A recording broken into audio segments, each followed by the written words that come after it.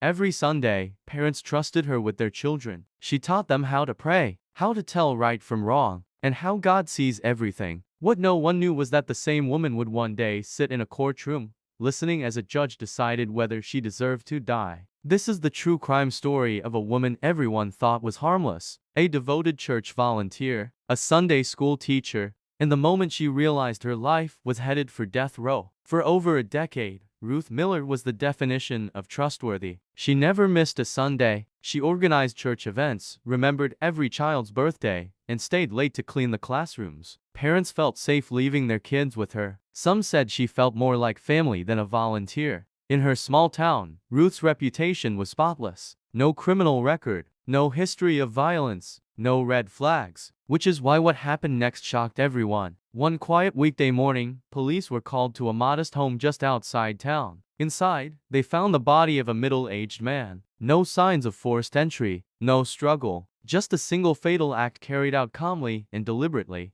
At first, detectives assumed it was a burglary gone wrong. Then they checked the financial records. The victim had recently changed his life insurance policy. A large amount of money was missing, and one name kept appearing in phone records and bank transfers: Ruth Miller, the Sunday school teacher. When officers arrived at the church to question her, Ruth was in the middle of a lesson. Children sat in neat rows as she read from the Bible. She didn't resist when police asked her to step outside. She didn't cry. She didn't argue. She simply looked confused. At the station, Ruth denied everything. But evidence doesn't care about reputation. Phone location data placed her at the house. Financial trails showed motive. And eventually, after hours of questioning, her story began to fall apart. By the end of the night, Ruth was charged with capital murder. The courtroom was packed every day. Church members filled the benches, many unable to accept what they were hearing. Parents who once trusted her avoided eye contact. Some cried, others stared, trying to understand how the woman they knew fit the person described by prosecutors. The trial revealed a double life. Behind the smiles and scripture was mounting debt, desperation, and careful planning. The crime wasn't emotional. It was calculated. When the jury returned with the guilty verdict, the room went silent.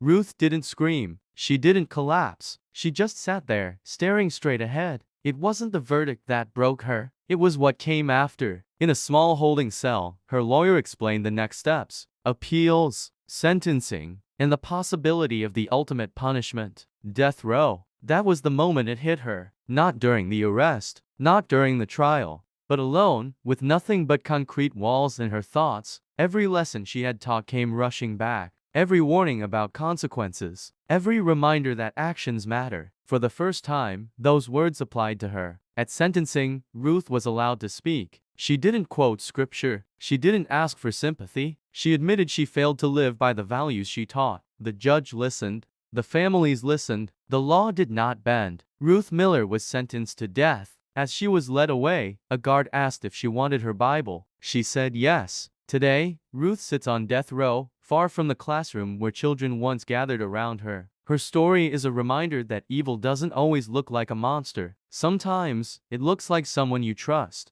If you found this story unsettling, you're not alone. Subscribe for more true crime stories that prove the most dangerous secrets are often hidden in plain sight.